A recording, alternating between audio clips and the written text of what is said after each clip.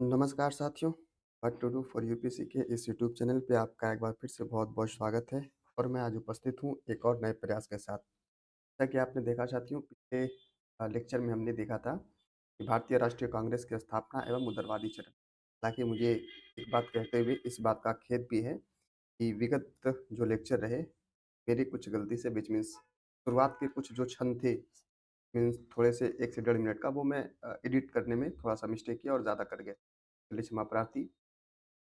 अगर उस वीडियो को आपने नहीं देखा तो आप देख लेना, आई बटन में हो सकता है तो आपको दिख रहा होगा। दूसरी बात ये साथियों कि ये मॉडर्न हिस्ट्री का एक सीरीज़ है, जिसमें हम सभी टॉपिक को तकरीबन दोनों पर्सपेक्टिव से मेंस और प्रीलिम्स दोनों पर्सपेक्टिव से देखने का प्रयास करेंगे। पहले मेंस पर्सपेक्टिव से एनालिटिकल पोर्शन को देखेंगे, फिर उस पर बेस्ड जो इम्पोर्टेंट सवाल हैं, उसी उस सवाल को देखेंगे। तो कल हमने देखा था एनालिसिस को, आज हम देखेंगे एमसीक्यूज़ को। और ये जो एमसीक्यूज़ हैं, इम्पोर्टेंट एमसीक्यूज़ हैं जिसके आने का आसार ज़्यादा है और इस एमसीक्यूज़ में ऐसे भी क्वेश्चंस होंगे जो पीवाईक्यूज़ के तौर पे होंगे, जो स्टेट पीजीएस में या यूपीएससी आदि में पूछा गया होगा। चलिए शुरुआत करते हैं। और अभी तक यदि आपने वीडियो को नहीं देखा दरअसल पिछले वीडियो को, तो आप प्लेलिस्ट में जाएँ, वहाँ आपको जो लेक्चर हैं वो मिल जाएँगे। अगर वीडियो आपको पसंद आए तो लाइक करें, पसंद आए तो शेयर करें और अगर मन करे तो सब्सक्राइब भी कर दें। मेरा नाम रामजी, आपका साथी। चलिए शुरुआत करते हैं अपने आज के सेशन को। और पहला क्वेश्चन है, दरअसल टॉपिक मैंने आपको बताया ही कि भारतीय राष्ट्रीय कांग्रेस की स्थापना और उदारवादी चरण। दरअसल हम 2 दशकों की जो कहानी है, उससे जुड़े जो सवाल आने चाहिए पीवाईक्यूज़ के तौर पे, उसे देखने का प्रयास करेंगे। 1885 से लेकर के 1905 तक की जो एक टाइम स्पैन है, उसको देखने का प्रयास करेंगे। पहला सवाल है, निम्नलिखित कथनों पर विचार करें। भारतीय राष्ट्रीय कांग्रेस की स्थापना सुरेंद्रनाथ बनर्जी और दादा भाई नौरोजी ने मिलकर की थी। दूसरा, कांग्रेस के पहले सत्र में केवल बंगाल और बॉम्बे प्रेसिडेंसी के प्रतिनिधि ने भाग लिया। तीसरा, लॉर्ड डफरिन ने कांग्रेस की स्थापना का समर्थन किया क्योंकि यह भारतीयों के असंतोष को शांत करने का एक साधन माना था। हालांकि इसमें आंसर कौन है, इसमें आपको जवाब देना है। मैं ऐसा आपसे रिक्वेस्ट कह लो, अनुरोध कह लो, जो भी आप मान लें, या सजेशन जो भी, कि जब भी मैं उत्तर बताऊँ उससे पहले आप वीडियो को रोक करके वीडियो को सॉरी सॉरी हाँ, वीडियो को रोक करके आप उत्तर देने का प्रयास करें। देन फिर आप देखें कि आपका उत्तर सही है या गलत है। चलिए, तो व्याख्या को देखते हैं। सबसे पहले अ, इसका आंसर केवल 3 हो जाएगा। क्यों साथियों? क्योंकि मैंने कहा था आपको कि जो क्या एक शब्द इसके लिए यूज़ हुआ था, सेफ्टी वॉल, है ना? सुरक्षा कवच। तो सुरक्षा कवच की जो सिद्धांत थे, उसी सिद्धांत के तहत ये बातें आई गई कि, और इसके माध्यम में दरअसल ये बातें कही गई थी कि जो जिनको कोर बनाना है, जिसके माध्यम से अपनी बातों को मनमानी है, यूँ कह लें, जिनका एक प्रतिनिधि कांग्रेस में होना था, वो कौन से थे? एओ ह्यूम थे। और आपको पता ही था एओ ह्यूम के बारे में कि वो एक सरकारी पदाधिकारी थे, ब्रिटिशर्स गवर्नमेंट के। बहरहाल, तो इसका उत्तर हो जाएगा बी। आइए थोड़ा-सा इसका और व्याख्या के तौर पे देखें। उत्तर केवल 3 व्हिच मीन्स बी। भारतीय राष्ट्रीय कांग्रेस की स्थापना 1885 ए ह्यूम ने की थी, लेकिन सॉरी ए ह्यूम ने की थी, सुरेंद्रनाथ बनर्जी या दादा भाई नौरोजी।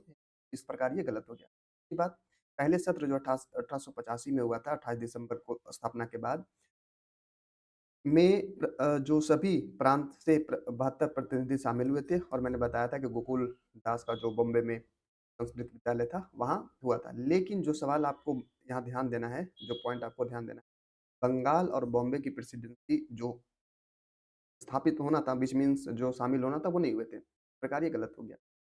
ब्रिटिश सरकार, विशेष रूप से लॉर्ड डफरिन ने कांग्रेस को सेफ्टी वॉल्व के रूप में देखा था। मैं एक सवाल आपसे पूछ रहा हूँ कि जो लॉर्ड डफरिन है, का भारत में गवर्नर या वाइसराय, जो भी गवर्नर कहेंगे या वाइसराय कहेंगे, इसकी भी आप स्पष्टीकरण करें कमेंट में और ये बताएँ इसका टेन्यूर क्या था? तो चलिए, इस तरह से पहले सवाल का हमने उत्तर और व्याख्या देखा। दूसरा सवाल है, निम्नलिखित नेताओं को उनके संबंधित गुटों को मिलाइए। मैं ये कहूँगा ये बहुत-बहुत इम्पोर्टेंट है। घुमा-फिरा करके कभी यूपीएससी, कभी पीसीएस के जो भी अन्य स्टेट हैं, वहाँ पूछा जाता है। पहला है नेता और गुट। आपको मिलाना है साथियों कि कौन नेता किस गुट के हैं, किस गुट से जुड़े हुए थे। गोपाल कृष्ण गोखले, ये किस गुट से थे? उग्रवादी। क्या ये सही है? आपको बताना है। दूसरा, बाल गंगाधर तिलक, उदारवादी, तीसरा फिरोज़ शाह मेहता समाजवादी, चौथा बिपिन चंद्रपाल कोई नहीं। आपको इसमें जो प्रमुख नेता किस किस गुट से थे उसको आपको देखना है, बताना है।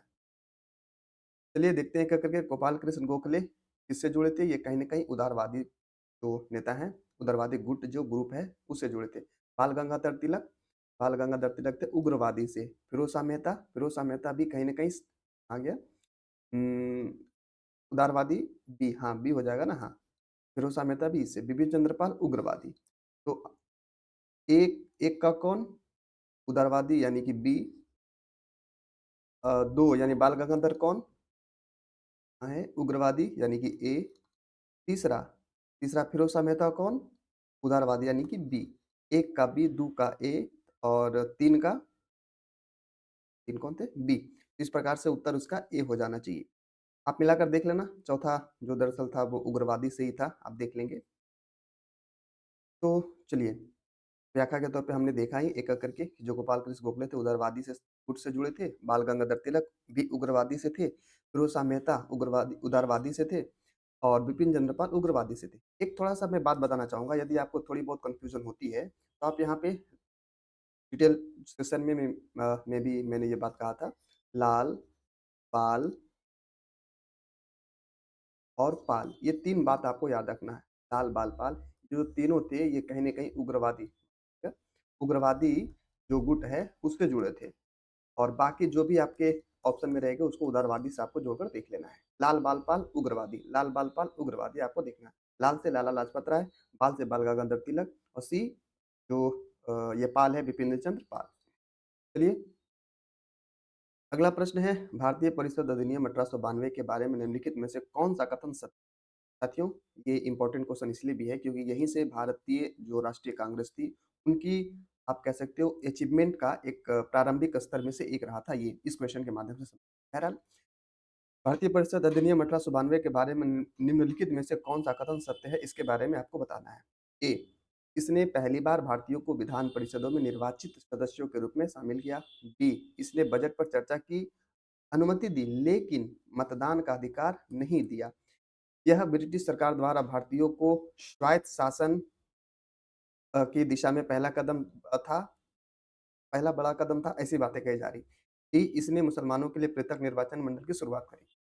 1892 की जो जीत और अचीवमेंट की बात कही जाती है, वो यही कही जाती है कि कहीं न कहीं भारत सरकार, माफ़ कीजिएगा, अंग्रेज सरकार जो थी, ब्रिटिश सरकार, उन्होंने कांग्रेस के कहने पर जो 1892 अधिनियम परिषद अधिनियम है, उसमें भारतीयों की जो भूमिका थी उसकी आप कह सकते हो जगह दिया। आप कुछ हद तक कह सकते हो उनको भी रिकॉग्नाइज़ किया। लेकिन बजट पे चर्चा करने की बात तो ठीक थी, लेकिन अंततः बजट पे जो ये वोटिंग होती है, मान लीजिए बजट आया, किसी भी सेंस में अगर स्वीकार नहीं है भारतीयों को, तो वो उसपे वोट नहीं कर सकते थे। वोट इन द सेंस वो अपोज़ नहीं कर सकते थे। तो ये एक समस्याएँ थी। कुछ इस प्रकार से आप समझे ना कि आपको रोटी तो दे दिया गया हाथ में, लेकिन ये बात कही गई कि आपको खाना नहीं है। तो ये कितना बड़ा विडंबना वाली बात होती है ना? बहरहाल, इसकी अगर व्याख्या को देखें, आंसर जैसा कि मैंने आपको बताया कि बी है। इसने बजट पर चर्चा की अनुमति तो दी, लेकिन मताधिकार का अधिकार नहीं दिया। 1892 अधिनियम ने बजट पर चर्चा की अनुमति दी, लेकिन मतदान का अधिकार नहीं दिया। यह भारतीयों को सीमित प्रतिनिधित्व देने का पहला प्रयास था। इस बात को ध्यान रखें, चूँकि मैंने कई बार देखा है यूपीएससी के जो ये होते हैं ना ऑप्शन, उसमें इस तरीके की बातें लगाई जाती है, जोड़ी जाती है। लेकिन चुनाव का परिभाषा ये भी बात सही गई कि चुनाव किस तरीके से होगा, किस एक फ्रेम होगा, मतलब उसकी संस्था क्या होगी, प्रक्रिया क्या होगा, ये अस्पष्ट था। हालाँकि फिर भी भारतीयों के लिए, विशेष तौर पे कांग्रेस के लिए एक जीत कही जा सकती है, क्योंकि जहाँ आपको सुनने के लिए जो है वो लोग राज़ी नहीं थे और अब यहाँ तक बात पहुँच गई कि आपके साथ बैठ कर के लोग बातें कर रहे हैं, आपकी जो भी समस्या है सुनी जा रही। शुरुआती स्तर में ये जीत का एक अ, अनुभव है, आप कह सकते हैं। नेक्स्ट क्वेश्चन नंबर 4, कांग्रेस के उदारवादी नेताओं की मांगों का मुख्य उद्देश्य क्या था? मैं डिटेल एनालिसिस आपको उसमें भी मैंने बताया था। पहला है भारत की पूर्ण स्वतंत्रता। एक बात और, ये मैं ऑप्शन दिया दरअसल मैं ये इसलिए कि आप ये बता सको कि पहली बार पूर्ण स्वराज की माँग किस अधिवेशन में किया गया था, ये आपको बताना है। पाकिस्तान से संबंधित चीज़ें हैं, अगर आप वर्तमान में जो पाकिस्तान है उससे संबंधित चीज़ें हैं, अगर आप जोड़ पाएँ तो फिर आंसर बताइएगा कमेंट बॉक्स में। बी है भारतीयों को प्रशासन में उचित प्रतिनिधित्व, सी है ब्रिटिश राज को पूरी तरह से समाप्त करना, डी है भारत में समाजवादी व्यवस्था लागू करना। साथियों, जो कांग्रेस की प्रथम एक चरण रही तकरीबन 1885 से लेकर के 1915 तक, उसमें जो भी बातें कही गई, उस बात का मुख्य लक्ष्य ये था ना, कहीं न कहीं कोर या फिर आधार ये कह लो कि आपको कहीं न कहीं जो तत्कालिक तंत्र है, सरकारी तंत्र है, उसमें प्रतिनिधि सरकारी जो तंत्र है, ब्रिटिश तंत्र जो भी कह लो, उसमें कहीं न कहीं प्रतिनिधित्व की बात कर रही थी, किसी भी तरीके से। किन प्रकारेण कुछ भी हो, आपको कहीं न कहीं एक्नॉलेज करना है भारतीयों को आपके नीति बनाने वाले जो तंत्र है उसमें। तो पहला तो नहीं होगा, स्वतंत्रता की बात नहीं कही गई थी, भारतीयों ने प्रशासन में उचित प्रतिनिधि, ये आंसर हो जाएगा। क्योंकि जब भी आपको सवाल आए, उदारवादी नेता के जो भी पर्सपेक्टिव रहे या फिर जो पहले स्तर में प्रयास रहे, उसका मतलब यही रहा कि प्रतिनिधित्व को सुनिश्चित करना। पूरी तरह समाप्त करना ये संभव नहीं था उस वक़्त। समाजवादी व्यवस्था ये भी कुछ वैसी बातें नहीं कही गई थी। इसका आंसर हो जाएगा कौन-सा? बी। थोड़ा-सा आंसर बी हो गया, भारतीय प्रशासन में उचित प्रतिनिधित्व का सुनिश्चित करना।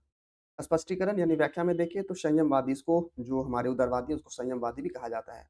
क्योंकि मैं वर्ष मतलब विभिन्न शब्दावली का यूज़ इसलिए कर रहा ताकि यूपीएससी अगर इस तरीके के कोई भी सवाल बनाए या कोई भी पूछे तो आप शब्द के माध्यम से विचलित ना हो, कन्फ्यूज़ ना हो, इसके लिए मैंने कहा। बहरहाल इसलिए मॉडरेट यहाँ शब्द भी दे दिया ताकि आप समझ पाएँ।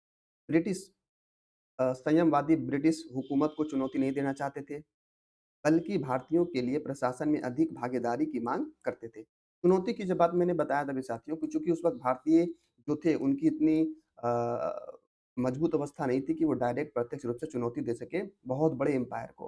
और यही जब बात प्लानिंग की जाती है तो कहा जाता है कि जितना जो ग्लोब है दरअसल ब्रिटिश एम्पायर का कहीं भी सूर्य अस्त नहीं होता था। अगर मान लो इधर अस्त हो गया, तो इधर कहीं न कहीं इसकी तकरीबन छत्र जो इनकी छत्र छाया थी प्रशासन की, वो पूरे वर्ल्ड वाइड था। आप कह सकते हो इस तरीके से। मतलब ये कि उनके साम्राज्य में कभी सूर्य अस्त नहीं होता था। इसका मतलब कहने का अर्थ ये होता है कि पृथ्वी के तकरीबन भागों में जो व्यवस्थाएँ थी, जो सरकार था प्रत्यक्ष रूप से दरअसल, वो ब्रिटिशर्स की थी। बहरहाल चलिए अगले सवाल में अगला सवाल है भारतीय राष्ट्रीय कांग्रेस और उदारवादी चरण की मुख्य विशेषताएँ क्या रही या क्या थी? पहला, सशस्त्र संघर्ष और क्रांतिकारी आंदोलन।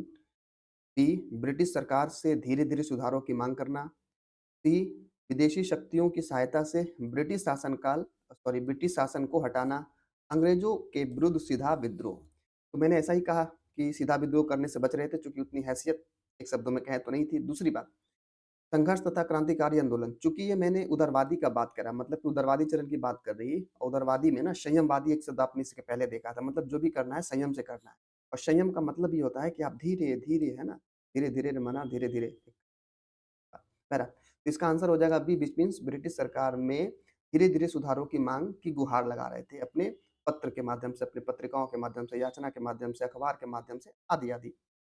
तो ये थे इसके हल और कुछ बातें। ब्रिटिश सरकार से धीरे-धीरे सुधार की माँग की गई। उदारवादियों का मानना था कि संवैधानिक सुधार और संवाद से ही भारत की स्थिति बेहतर की जा सकती है।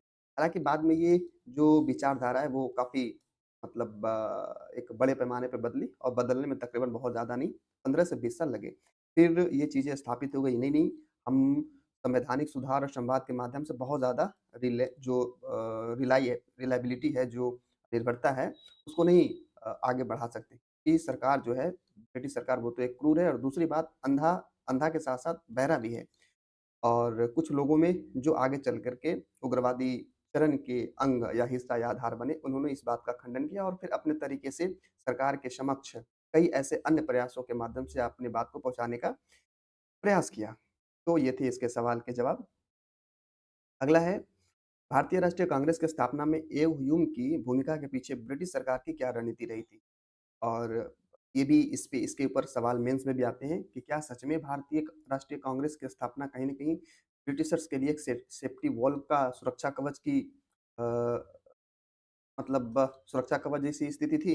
मेंस में भी इसका सवाल आता है। बहरहाल, ए है भारतीय समाज में शिक्षा का प्रसार करना। बी, ब्रिटिश विरोधी गतिविधियों को नियंत्रित करने के लिए सेफ्टी वॉल्व का प्रदान करना। सी, भारतीयों को प्रशासन में भाग लेने के अवसर देना। डी, भारत में उद्योग और व्यापार को बढ़ावा देना। पहला जब मैं ये आप एक एक बात ध्यान रखें, जब भी शिक्षा से संबंधित प्रसार आए ना, मतलब शिक्षा से संबंधित कोई भी चीज़ें, तो आप लॉर्ड मैकाले को ध्यान में रख सकते हैं, है ना?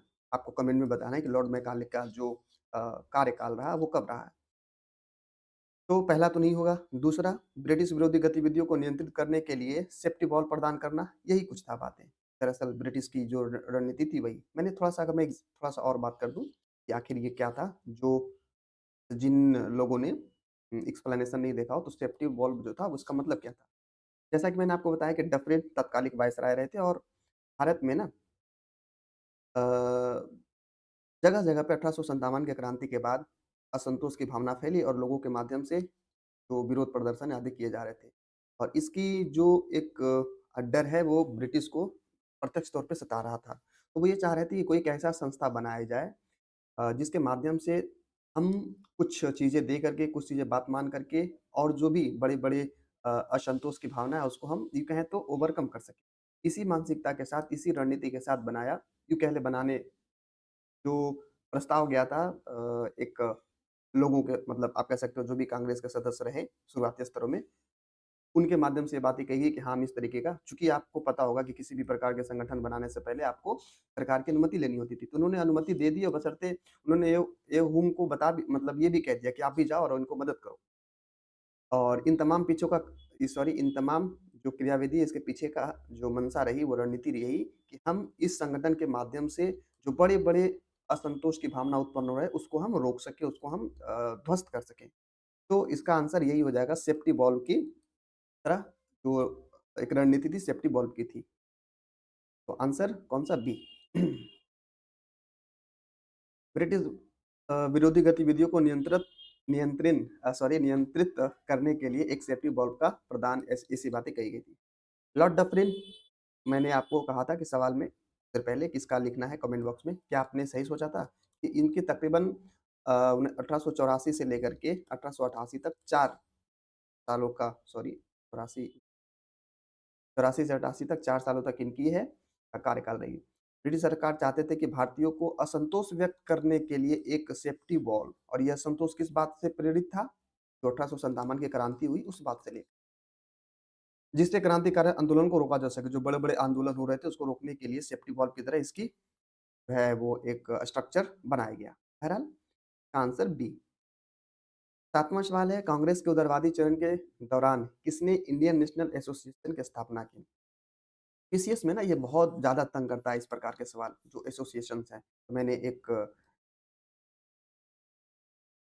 वो दूर कैसे चला गया? हाँ, मैं एक स्लाइड लाया हूँ जिसमें जो भी महत्वपूर्ण एसोसिएशन रहे उदारवादी काल के,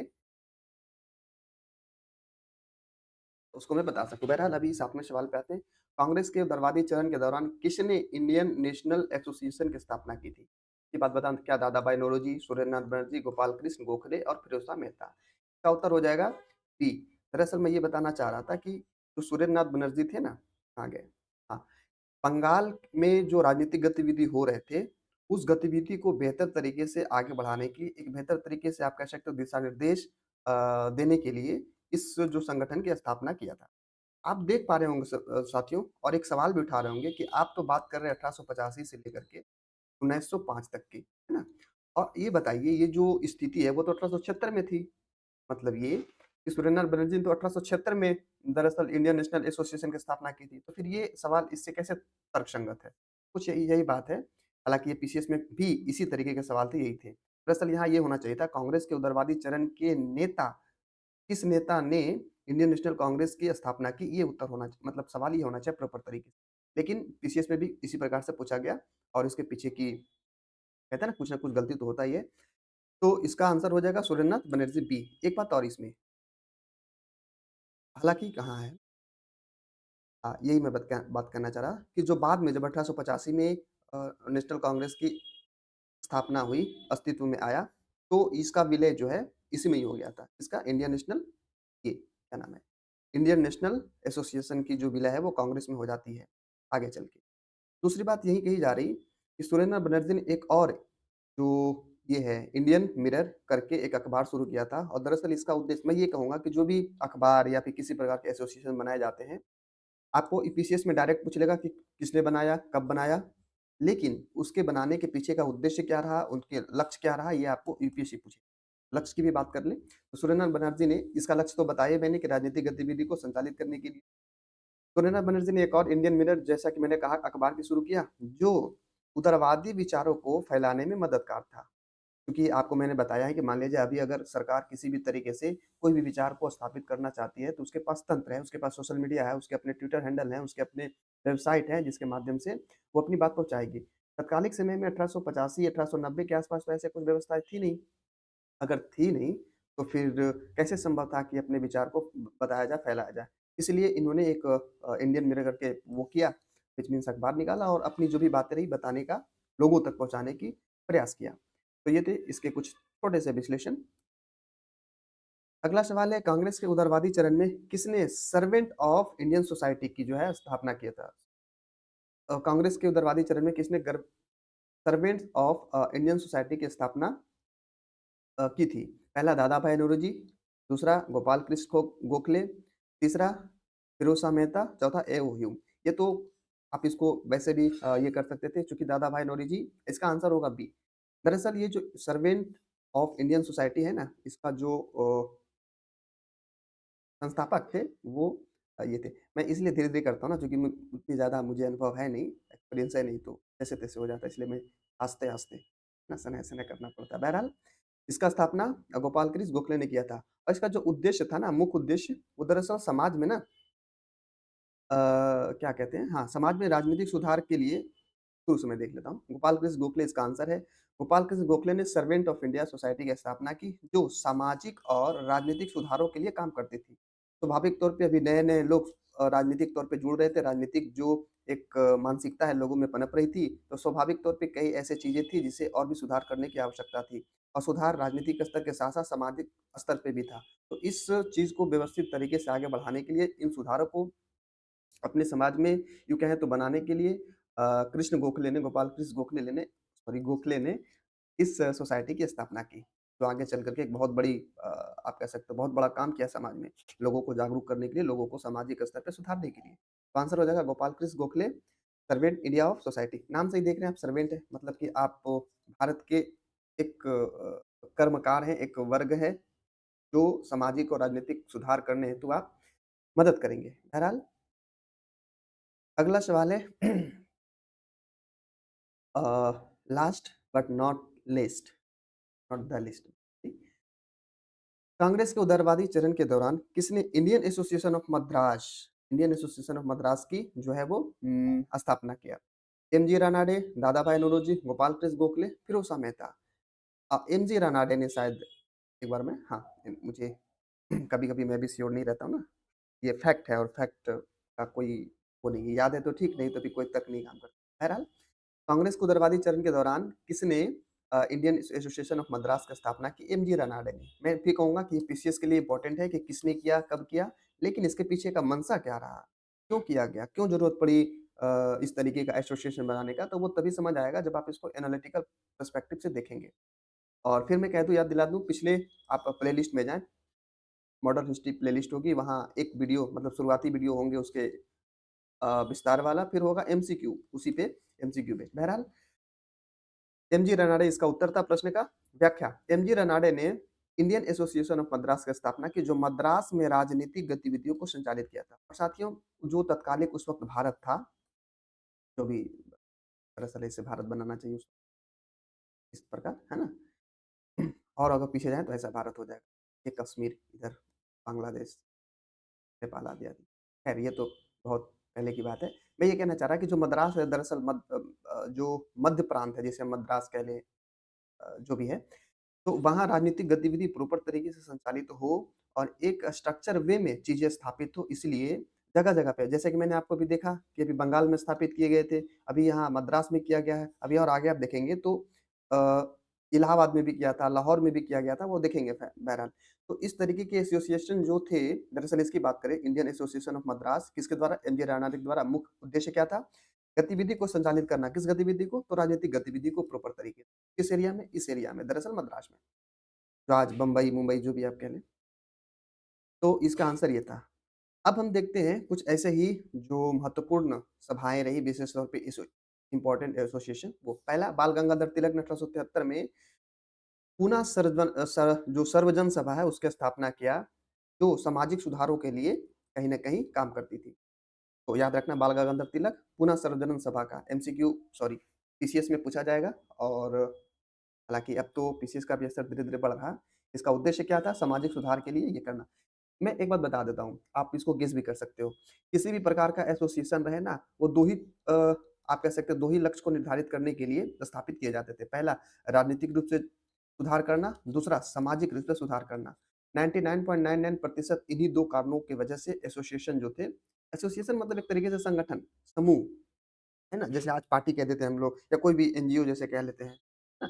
उसी प्रकार से पार्टी या फिर संगठन बनाए जाते थे जिसका उद्देश्य था कि भारतीयों में राजनीतिक जागरूकता और दूसरे स्तर पे कहें तो सामाजिक सुधार के लिए प्रोत्साहित किया जाए। तो पूना सर्वजन सभा 1873 कौन? बाल गंगाधर तिलक। सूर्यनाथ बनर्जी ने इंडियन मिरर अखबार जो है वो हालाँकि इसको देख ही लिया सब तकरीबन हमने, अखबार अखबार शुरू किया था जो उदारवादी विचारों को फैलाने में मदद करता है। फिरोज शाह मेहता ने बॉम्बे प्रेसिडेंसी एसोसिएशन की स्थापना की, जो बॉम्बे क्षेत्र के राजनीतिक गतिविधियों के लिए जो है वो संचालन करने के लिए स्थापित किया गया। एमजी रनाडे ने इंडियन सोशल कॉन्फ्रेंस की स्थापना की, जो सामाजिक सुधार एमजी रनाडे ने एक और क्या था, एक सवाल होता ना, इंडियन एसोसिएशन ऑफ मद्रास, ये तो थी राजनीतिक रूप से स्थापित करने के लिए, मतलब राजनीतिक रूप से जो भी चीजें उसको संचालित करने के लिए, और एक और चीजें थी इन्हीं के माध्यम से फिरोज शाह मेहता ये इस एसोसिएशन का मतलब क्या था? उद्देश्य क्या था? सॉरी यहाँ है ना, हाँ, इंडियन एसोसिएशन ऑफ कॉन्फ्रेंस, इसका उद्देश्य था सामाजिक सुधार करना, उसका उद्देश्य था राजनीतिक तरीके से बेहतर स्थापित करना, राजनीतिक तंत्र को बेहतर तरीके से आगे बढ़ाना। बहरहाल सूर्यनाथ बनर्जी ने इंडियन एसोसिएशन ऑफ कलकत्ता की स्थापना की, जो बंगाल में राजनीतिक गतिविधियों को संचालित करती थी। इसे हमने देख लिया। सूर्यनाथ बनर्जी ने इंडियन लीग की स्थापना की, जो बंगाल में राजनीतिक गतिविधियों को संचालित करता था। सूर्यनाथ बनर्जी, ये भी आपको ध्यान में ये एक हालाँकि ये भी बात कही जाती है कि जो इंडियन लीग थी बाद में तो प्रमुख रूप से जो भी पहले बने 1885 से पहले जो भी एसोसिएशन बने, अंत में या यूँ कहें आगे चल कर के सभी 1885 है ना?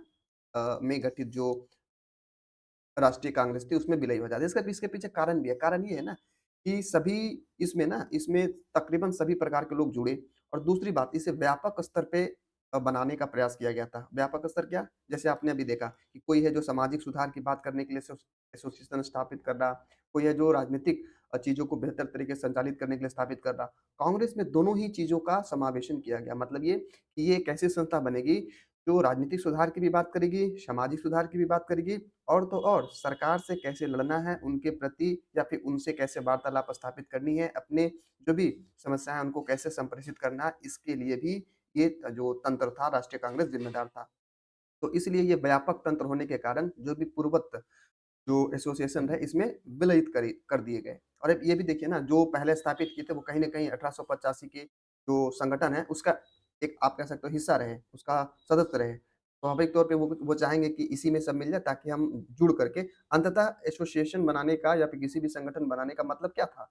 एकजुटता, एकरूपता और एकरूपता तभी आएगा जब छोटे-छोटे जो भी बटे लोग हैं उसको एक तरीके से एक बड़े मंच पर लाया जाए। तो ये थे कुछ हमारी तरफ से एक प्रयास जिसे हमने देखा और मैं बता दूँ अगर आपने इसके जो डिटेल एनालिसिस है, अगर आपने नहीं देखा तो सेशन 2 मॉडर्न हिस्ट्री सेशन 2 के नाम से प्लेलिस्ट में जाएँ, वहाँ आपको दिख जाएगा। वैसे ये जब क्लास अगर जो ये सेशन चल रहा है, लेक्चर चल रहा है, अंत में शायद आपको दिख जाए यहाँ। बहरहाल अब जो मैं एक बार और बता दूँ, आज का जो सेशन था वो दरअसल 1885 से लेकर के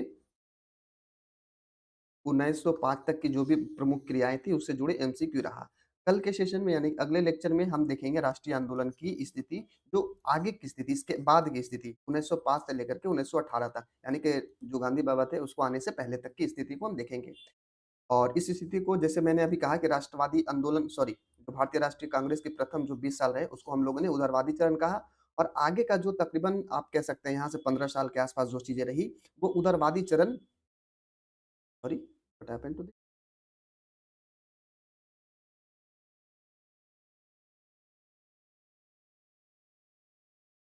या हाँ, दरअसल मैं ये कह रहा था, कुछ ये हो गया शायद।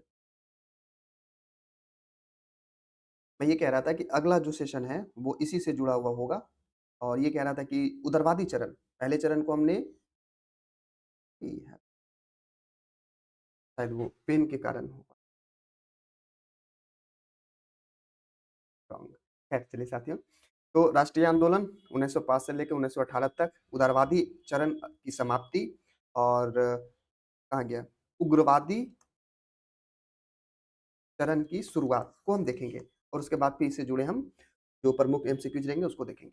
तो चलिए साथियों, आज के लिए सिर्फ इतना ही। अगर आपने यहाँ तक देखा, इसका मतलब है कि ये चीज़ें आपको पसंद आ रही थी और अगर आप इस मेरे प्रयास से लाभान्वित हैं, तो ज़रूर चैनल को सब्सक्राइब करें और अगर वाक़ई में अगर आप लाइक करेंगे तो स्वाभाविक स्वाभाविक तौर पे मुझे भी अच्छा लगेगा।